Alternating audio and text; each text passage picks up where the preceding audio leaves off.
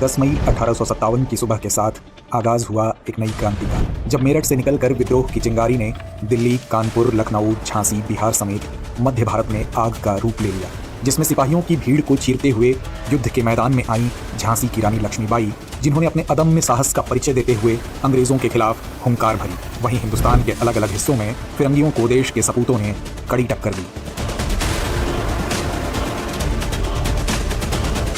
यह विद्रोह साक्षी बना रक्त तरंचित मातृभूमि का, जिसकी रक्षा के लिए कई शूरवीरों ने अपने प्राणों की आहुति दी। इस विद्रोह ने कंपनी के शासन का अंत किया, लेकिन इसके बाद ब्रिटिश सरकार ने अपने हाथों में ली भारत की कमान। स्वागत है दोस्तों आजादी के अगले भाग में, जहां रूबरू होंगे 1857 की क्रांति से जुड़े अनछुए पहलुओं से। टीपू सुल्तान की मृत्यु के बाद लॉर्ड वेलेस्ली ने मैसूर साम्राज्य के सूंदा और हरपोनली जिलों को मराठों को देने की पेशकश की, जिसे बाद में मना कर दिया गया। तो वहीं कनारा, वायनाड, कोयम्बटूर, द्वारापुरम एवं श्रीरंगपट्टनम पर अधिकार कर लिया। मैसूर का नया राज्य एक पुराने हिंदू राजवंश के कृष्णराज तृतीय वाडियार को सौंप दिया गया, जिसने सहायक संधि स्वीकार कर ली। इधर धीरे धीरे पूरे भारत में कंपनी अपनी हुकूमत का प्रसार कर रही थी। विस्तारवाद की नीति से आगे बढ़ रही ईस्ट इंडिया कंपनी व्यापगत के सिद्धांत के साथ आगे आई। यह सिद्धांत लॉर्ड डलहौजी लेकर आए थे, जिसके अनुसार वे राज्य जिनका कोई उत्तराधिकारी नहीं था अपने शासन करने के अधिकार खो देते थे और इन राज्यों की सत्ता कंपनी की झोली में आ गिरती थी। जाहिर है कि इस नीति के माध्यम से कंपनी अपने राज्य क्षेत्र का विस्तार करना चाहती थी और हुआ भी यही। इस नीति की चपेट में आकर कई प्रांतीय शासक अपने अधिकार खो रहे थे, जिसमें सतारा, जयपुर, संभलपुर, उदयपुर, झांसी जैसे क्षेत्र शामिल थे। वहीं 1856 में लॉर्ड कैनिंग ने घोषणा की कि बहादुर शाह जफर आखिरी मुगल बादशाह होंगे। इसके बाद उनके वंशजों को बादशाह नहीं बल्कि राजकुमारों की उपाधि मिलेगी और कंपनी को मिलेगी सत्ता की कमान। कंपनी की दमनकारी नीतियों ने बोया 1857 की क्रांति का बीज। वहीं 1857 की क्रांति की नींव रखी थी सिपाही विद्रोह ने।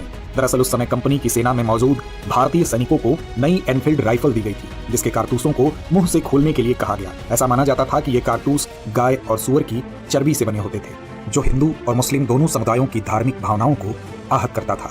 इन कारतूसों को लेकर बैरकपुर छावनी में 29 मार्च 1857 को मंगल पांडे नामक सिपाही ने ब्रिटिश अधिकारियों के खिलाफ बगावत का बिगुल फूंक दिया। मंगल पांडे का विद्रोह अंग्रेजों के खिलाफ सैनिकों के बीच उभर रहे गुस्से का प्रतीक बन गया। उन्हें गिरफ्तार कर 8 अप्रैल 1857 को फांसी पर चढ़ा दिया गया। मंगल पांडे की फांसी के बाद से अंग्रेजी सेना में शामिल भारतीय सिपाहियों ने खुलेआम विद्रोह किया। मेरठ की सीमा लांघकर उन्होंने दिल्ली की ओर कूच किया, लेकिन दिल्ली में अंग्रेजों का सख्त पहरा था। पर भारतीय सिपाही भी कहां पीछे हटने वाले थे। अंग्रेजों के पहरों को तोड़कर उन्होंने मुगल बादशाह बहादुर शाह जफर से मुलाकात की और उन्हें अपने विद्रोह का मुखिया चुना और अलग अलग प्रांतों में क्षेत्र प्रमुखों ने विद्रोह की कमान संभाली। दिल्ली में बहादुर शाह जफर के नेतृत्व में अंग्रेजों के खिलाफ भारतीय सिपाहियों ने पुरजोर संघर्ष किया। हालांकि अंग्रेजों ने कुछ ही महीनों में दिल्ली पर पुनः कब्जा कर लिया, लेकिन तब तक यह विद्रोह आग की तरह देश के अलग अलग कोने में फैल चुका था, जिसमें झांसी में कमान संभाली थी रानी लक्ष्मीबाई ने। रानी लक्ष्मीबाई ने अंग्रेजों को कड़ी टक्कर दी, लेकिन फिरंगियों से लोहा लेते हुए वो वीर गति को प्राप्त हुई। वहीं नाना साहिब के नेतृत्व में कानपुर में विद्रोहियों ने अंग्रेजों के खिलाफ जबरदस्त संघर्ष किया। यहाँ अंग्रेजी सेना को भारी नुकसान उठाना पड़ा।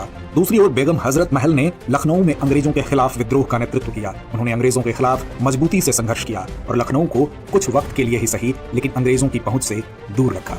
हालांकि यह विद्रोह धीरे धीरे कमजोर पड़ गया।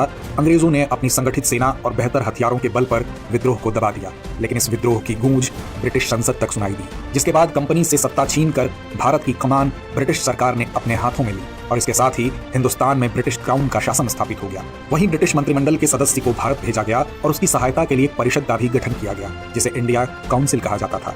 इसके साथ ही भारत के गवर्नर जनरल का पद बदलकर वायसराय कर दिया गया, जो ब्रिटिश राज का सीधा प्रतिनिधि था। इस परिवर्तन के बाद लॉर्ड कैनिंग भारत के पहले वायसराय बने। विद्रोह के बाद देशवासियों के बीच जगह बनाने की कवायद में अंग्रेजों ने यह वादा किया कि वे भारत के लोगों के धर्म और सामाजिक रीति रिवाजों परंपराओं का सम्मान करेंगे। साथ ही व्यापगत के सिद्धांत को समाप्त कर दिया गया। अब राजाओं को अपनी रियासत दत्तक पुत्रों को सौंपने की छूट दे दी गई। 1857 की चोट के बाद फरंगियों ने सेना में भारतीय सिपाहियों का अनुपात कम करने और यूरोपीय सिपाहियों की संख्या बढ़ाने का निर्णय लिया, लेकिन इन मीठे प्रयासों के मुखौटे के पीछे फूट डालो राज करो की नीति के साथ आगे आए थे अंग्रेज। क्रांति की ज्वाला ठंडी जरूर पड़ गई थी, लेकिन बुझी नहीं थी और इस ज्वाला ने जलाई थी देशवासियों के बीच मातृभूमि के प्रति प्रेम की मशाल। और साथ ही अब भारतीय भी अंग्रेजों को उनकी कुटिलता का जवाब उनकी ही बोली में देने